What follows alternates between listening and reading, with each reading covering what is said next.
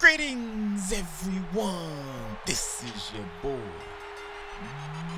Bobbya1984, coming to you with another one of those WWE 2K15 game play. Hold on one second. What's my name? Man, I'm just happy to be doing these again. It's been so long since I've done a gameplay, commentary, let's play, whatever they call them at IGN, but we gotta just jump right into it, folks. It's Wrestlemania season, and Wrestlemania is right around the corner, and I'm super excited because this is gonna be my first Wrestlemania I get to attend. It's in our backyard here in Santa Clara, California, and I'm super juiced, and a lot of people really had a lot of issues going into WrestleMania, especially with the week main event build and some of the matches, and with some of the predictable outcomes, you may say. But I think just with this commentary, I just want to focus on the key matchups that I'm looking forward to, and I just want to give my insight and just my predictions on what I think will happen in some of these matches. And again, I'm super excited. A lot of people aren't that. I think I'm just excited as I get to go. If I wasn't going this year, I would just be like, whatever. But since I get to be a part of the audience and I get to boo the hell out of whoever I want to boo and cheer whoever I want to cheer, I'm super excited.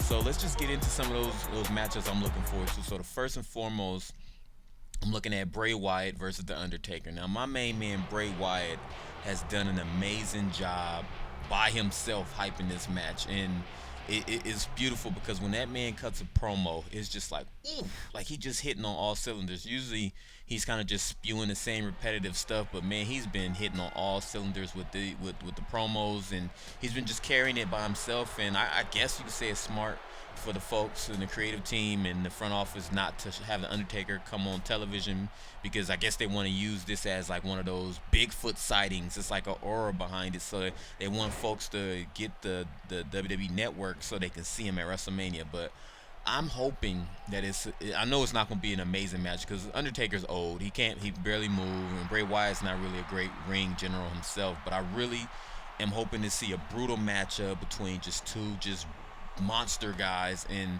at the end of the day, I know a lot of people don't want to see Undertaker lose again, but it's time for Bray Wyatt. It's time for him to solidify him as a main eventer. I want him to get this W, even though he may or may not be okay with the loss. I really think with a win, Bray Wyatt can really cement himself as a main eventer, and hell, he can be facing whoever the champion is at the end of the night down the road.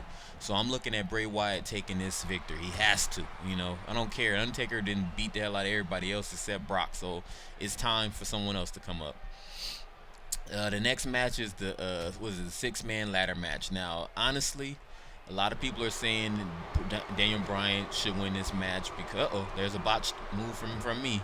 They're saying Daniel Bryan should win this ladder match and become an Intercontinental Champion so he can bring prestige back to the belt. Now, all that's good and dandy, but I really like. I like Daniel Bryan. I'm a big fan of his, but I like Dolph Ziggler, man. Dolph Ziggler has been putting in work, and I actually thought he did a good job of building up the Intercontinental title himself when he held it for a while, when he beat Luke Harper in the ladder match, and he's taking on all comers, and I thought he was doing a good job. Like he's a hard worker, he's a passionate guy. He gets the crowd into it. The crowd is behind him, so I could see Dolph Ziggler doing a decent job. Hell, let him and Daniel Bryan get in the feud afterwards. Why does Daniel Bryan have to be the champion? You know what I'm saying? So at the end of the day, either Daniel Bryan or Dolph Ziggler, whichever one of those two guys win it, I'd be happy. I like Dean Ambrose, but I just don't really get behind him like everybody else do. Like, I like him, but I don't know, the lunatic fringe thing just doesn't do it for me, And I think I just don't like his finisher either. I can't stand the double underhook DDT that he does. I think it's so weak, the dirty deeds or whatever. I don't know. Some people could say that Seth Rollins' curb stomp is the same way, but I don't know. I just can't get in with Dean Ambrose like that. I like him, but I'd rather see Dolph Ziggler hold the belt. Now, looking at Sting versus Triple H. Again, I'm hoping that this will be, I know it's not going to be an amazing match or a classic, but I'm just hoping for a decent match. Right back getting started. Let's shut him down.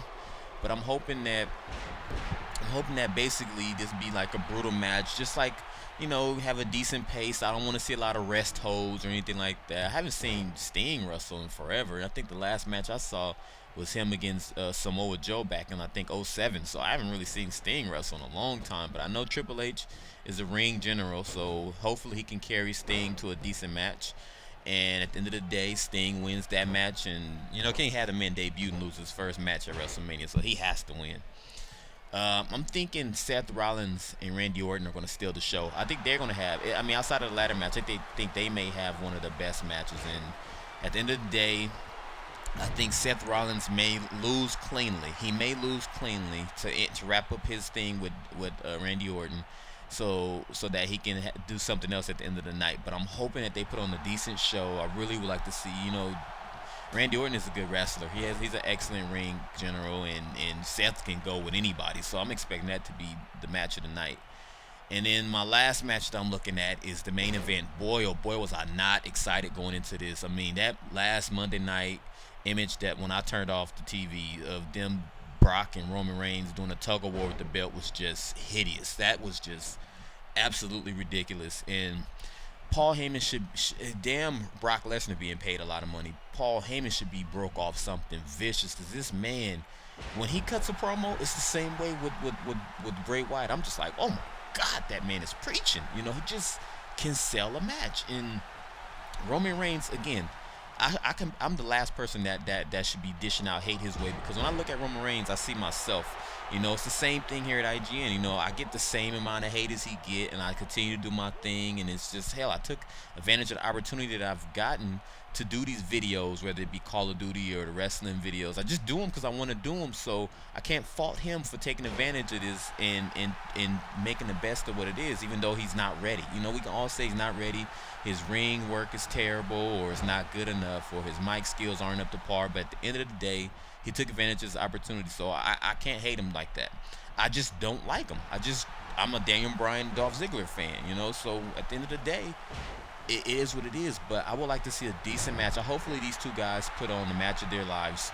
Now that Brock Lesnar has re-signed with the WWE, it makes it a lot, it's not as unpredictable as it was, because last week, I was basically going, well, Roman Reigns is going to win it because Brock's leaving. But now that Brock has re-signed with the WWE, it's now one of the things where you're like, okay, will Brock retain the title, or will Roman Reigns still win it?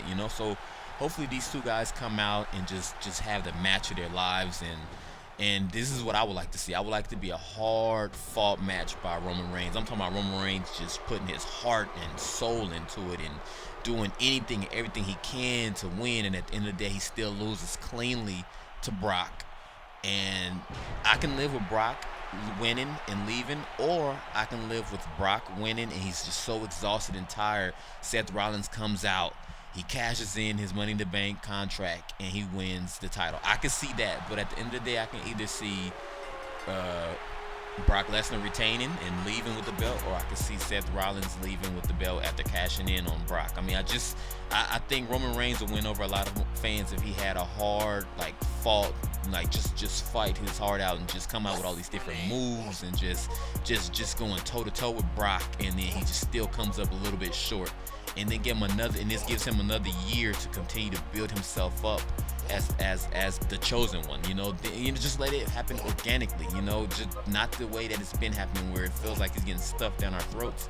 And then I think the fans will come around, and eventually, just like they did with The Rock. The Rock wasn't accepted right off the bat in the beginning when he was Rocky Maivia. So I see that this can happen. Same thing can happen with Roman Reigns. He has to lose. He cannot win the belt. He cannot win the belt, or else that backlash. I'm gonna be one of them fans just booing the hell out of him if he wins. But that's just my spew, folks. Hopefully it's an exciting WrestleMania. It's going to be my first one that I'm attending, so hopefully things work out.